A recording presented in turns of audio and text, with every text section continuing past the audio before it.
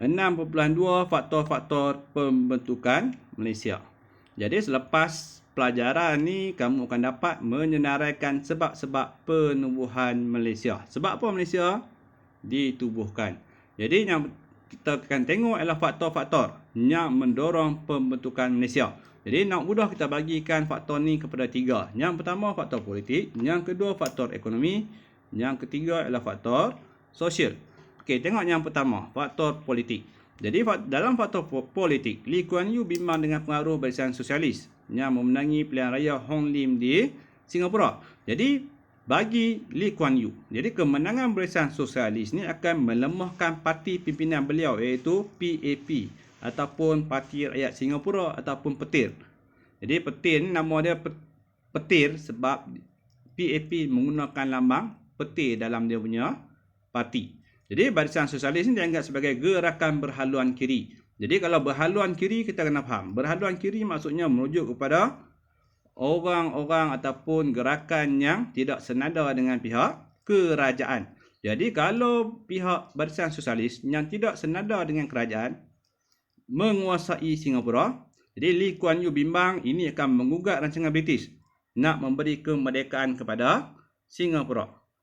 Yang kedua ialah penyertaan Singapura, Sabah dan Sarawak ke dalam Malaysia dapat menjadi benteng kukuh bagi membanteras ancaman komunis. Jadi Singapura pada ketika ini di bawah pimpinan Lee Kuan Yew, dia telah mendesak supaya British memasukkan Singapura dalam pembentukan Malaysia kerana Malaysia mempunyai banyak pengalaman membanteras atau menentang ancaman komunis. Sebab Persekutuan Tanah Melayu apabila pada tahun 1948 hingga 1960 kita telah ataupun Persekutuan Tanah Melayu telah berusaha untuk menentang komunis sepanjang tempoh darurat 1948 hingga 1960.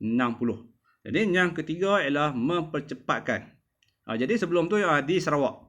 Jadi di Sarawak pada ketika itu dikuasai oleh Clandestine Communist Organisation yang bermatlamat menjadikan Sarawak sebagai sebuah negeri komunis.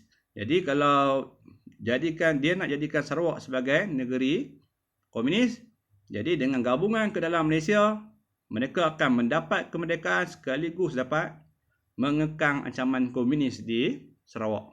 Okey, yang ketiga adalah mempercepatkan proses kemerdekaan bagi Sabah, Sarawak, Singapura dan Brunei yang masih belum mampu berkerajaan sendiri kerana Malaysia akan ditubuhkan dalam tempoh 2 tahun. Jadi senang cerita, dalam poin yang ketiga ni, bagi negeri Sabah, Sarawak, Singapura dan Brunei, dengan kemasukan mereka ke dalam Malaysia, secara automatik mereka akan mendapat kemerdekaan. Yang keempat ialah proses dekolonisasi. British terhadap negeri-negeri kecil yang belum membangun seperti yang disarankan oleh Pertubuhan Bangsa-Bangsa Bersatu. Di PBB pada tahun 1960 telah menggesa ataupun dia buat satu dasar iaitu dasar dekolonisasi, iaitu membebaskan kembali tanah-tanah jajahan. Bagi negara yang jajah negara lain, dia sarankan supaya memberi ataupun bagi semula negeri-negeri itu kepada rakyat-rakyat tempatan untuk ditadbir. Okey, itu faktor politik. Yang berikutnya ialah dasar ekonomi. Yang pertama akan mewujudkan pasaran yang lebih luas bagi menggalakkan pelaburan dan perkembangan industri pertanian.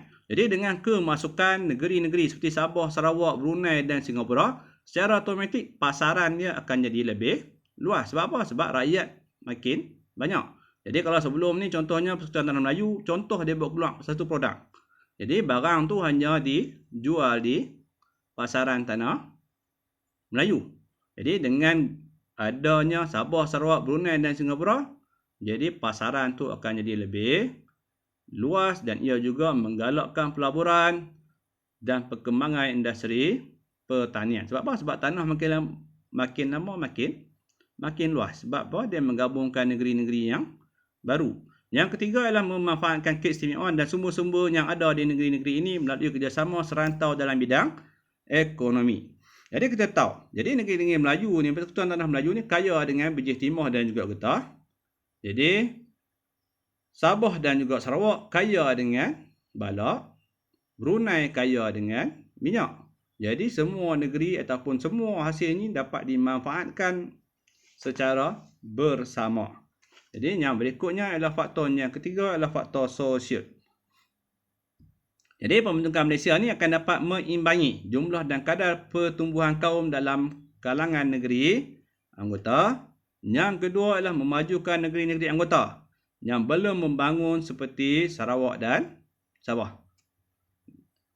Jadi yang ketiga ialah pembentukan Malaysia juga akan mewujudkan kesepakatan dan semangat setiakawan antara Persekutuan Tanah Melayu dengan Sarawak, Sabah dan juga Brunei serta Singapura.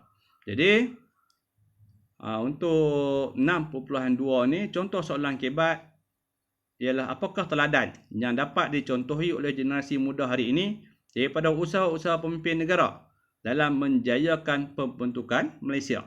Jadi pembentukan Malaysia kalau kita tengok betul-betul apa teladan yang kamu dapat. Jadi yang mudah sekali ialah apa? Ialah semangat setia kawan. Jadi negeri-negeri ini sanggup give and take. Dapat. Jadi sama-sama sanggup berkorban untuk memajukan negara ataupun memajukan Malaysia. Maksudnya semua orang akan dapat manfaat. Contohnya kalau Brunei masuk, manfaat minyak dari Brunei dapat dinikmati oleh kita pada hari ini. Hasil daripada Sabah Sarawak dapat dinikmati secara bersama. Hasil daripada Persekutuan Tanah Melayu dapat dinikmati secara bersama. Itu ialah setia kawan, tolak ansur, lagi apa lagi? Berpandangan jauh. Jadi kamu boleh jawab dalam grup kelas kita.